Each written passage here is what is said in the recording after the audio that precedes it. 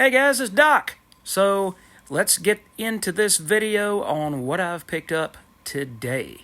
We're going to start with Spawn number 353. Alright, let's see what we have here. Spawn 353, written by Roy McConville with Brett Booth on the artwork.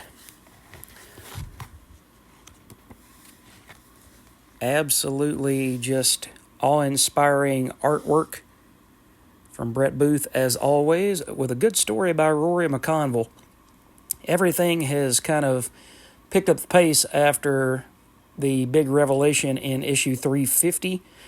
All of the Hellspawn and the angels and the demons are all left without any kind of power, so Spawn has had to go back to his military training and using guns and weapons again, rather than taking folks out using his Hellspawn powers. Meanwhile, we've got people hunting vampires as well. So, just really bloody, impressive artwork. So it's going to be a slow burn, just like the rest of Spawn has been a slow burn. I just picked up issue 100 the other day, and Malebolgia was killed, who was the ruler of Hell. And so the throne of Hell has sat vacant all the way until issue 350. So I don't expect to really be able to pick up right where the story is going at the moment. But I know that it does have movement in a positive direction. And I can tell that Todd McFarlane and McConville both have a good story to tell, and that there is a purpose to these vampires taking over the character of the Redeemer, who Spawn is trying to help. So, that is the first book, and I can't wait until the next issue. Alright, next up, I picked up Something Epic, issue 10. This book has been an absolute beautiful book by Simon Kodransky with the artwork, and just look at the detail. Kodransky actually drew Spawn many, many moons ago for about 5 years. But it's great to see him still putting out top-notch artwork. And this is telling the story of Noah and her duck detective here, that is her partner in crime.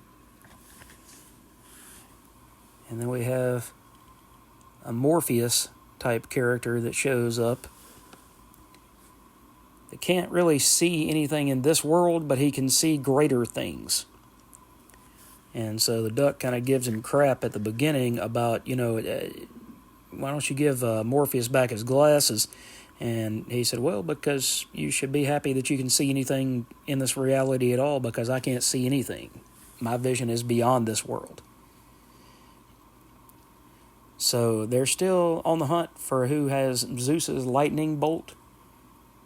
And they're trying to figure out exactly what the purpose of this character is, what they're going to do once they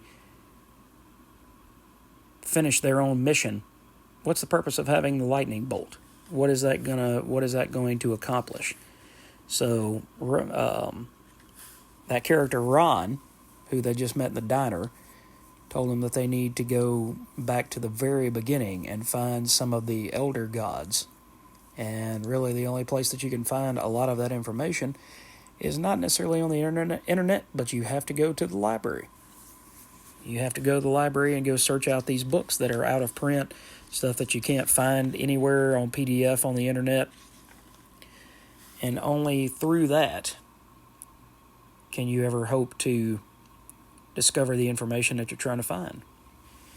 And it's funny because she had asked the librarian, and the librarian told her that the library was closed and they'd have to come back tomorrow. And so Noah just said, please. And when she said please, then that changed this lady's countenance. And she said, I can give you 15 minutes, but not a minute longer. And she said, you got to admit there are a few magic words that really can change reality. So the duck is over here looking at a book, and he goes and opens it up and gets pulled off into the world, the imagination of that particular book. But that's not the book they're looking for. So their search continues, and they found a book with some of the elder gods, and now they're going to try to go into the world of that book and see what they can discover. Meanwhile, she's telling the story of how ideas never really die, but they lose their vibrancy if something isn't done with them. So, somebody might write a story, and that story really starts off extremely strong, but for whatever reason, they never finish writing it. They die, they move on, they get married, whatever happens, and they never finish that story. So you go from a character that has all of this detail, all of this strength, and if it's forgotten, if its story is never completed, then it loses the details of what it is. It loses itself. And so Ron is going and checking out pretty much a world tree of story. And he is the caretaker, he is the tender of that world tree of story.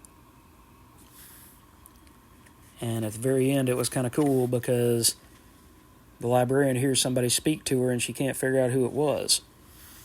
And it was the book that sucked in the duck. And it was a copy of Dante's Inferno. So I thought that was a really cool conclusion to that. Kodransky is doing something totally different with this book. It's epic in scale. It's epic in scale. And not only are some of the characters known as epics, who can control their own world, they can control reality and what they see. Most of us just go through our daily lives and we're walking and talking and we don't see the magic. It's kind of like me with Christmas. My birthday is right before Christmas, and I've always said that Christmas, even as a grown man, Christmas does have some sort of magic to it. It feels the world is quieter then. Even though you've got Black Friday, and you've got all these sales, and you've got all of these people out in the world, when it snows, the next time that it snows, walk outside and just notice how quiet the world is. All of the hustle and the bustle are gone. And it's kind of a time that you can go back and refocus your thoughts. That's actually how this channel got started, was during such a snowstorm. And I said, you know what, I'm going to try my hand at this YouTube thing. And here we are. Now, next up, what do we have next up? We have The Walking Dead Deluxe, issue 89. So we're continuing the story at Alexandria, and Rick and company have pretty much taken over, and there's a character named Nicholas that doesn't see that their way is right, and he thinks that everybody is going to be murdered by Rick and Michonne and Glenn. And so Nicholas and Heath are arguing about it. He says, I'm not crazy. I'm the only one who's thinking clearly around here. And so at the end of it, he says, what's going on here? And he says, I'm taking the town back. You're really going to take the community back from Andrea, from Abraham, from Michonne, from Glenn, and from me?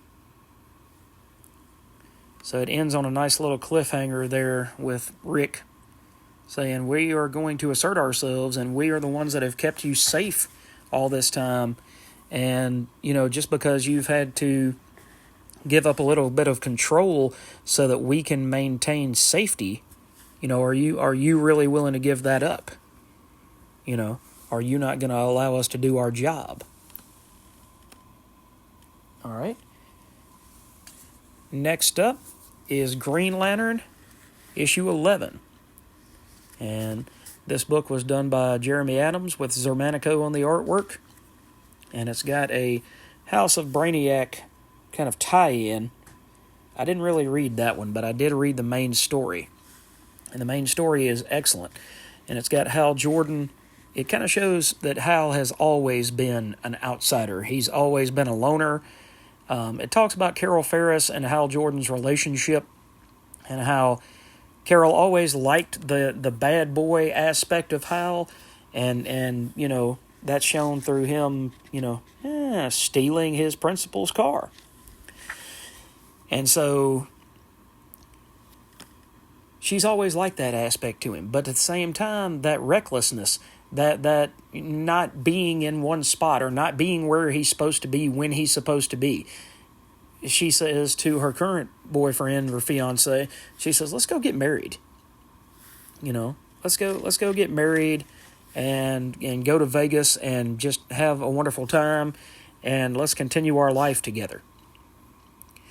And meanwhile, Hal and a couple of other Lanterns have descended upon the United Planets, and they go to confront the United Planets and say, "One of yours is destroying, Lord Premier Theros is destroying planets who refuse to join the United Planets, and he's destroying their power batteries." So earlier in the issue, it showed the destruction of the power battery for love, because Theros was out there and he, let's see, where did it go? Right here. It actually began there on Zamaron, which was the planet, I would call it the planet of Twilight. And he destroyed the battery. And so, towards the end of the book,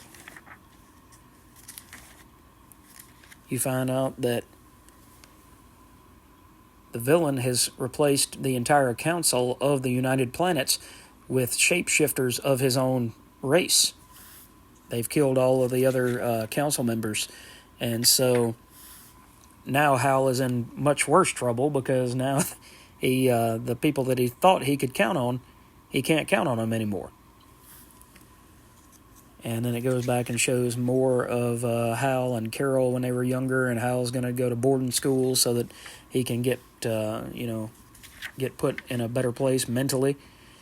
And just as they are about to get married, then something happens. I'm not going to give away the ending of that book, but let's just say that there may still be a chance for Carol and Hal at the end of the day, if that's really what Carol decides that she wants.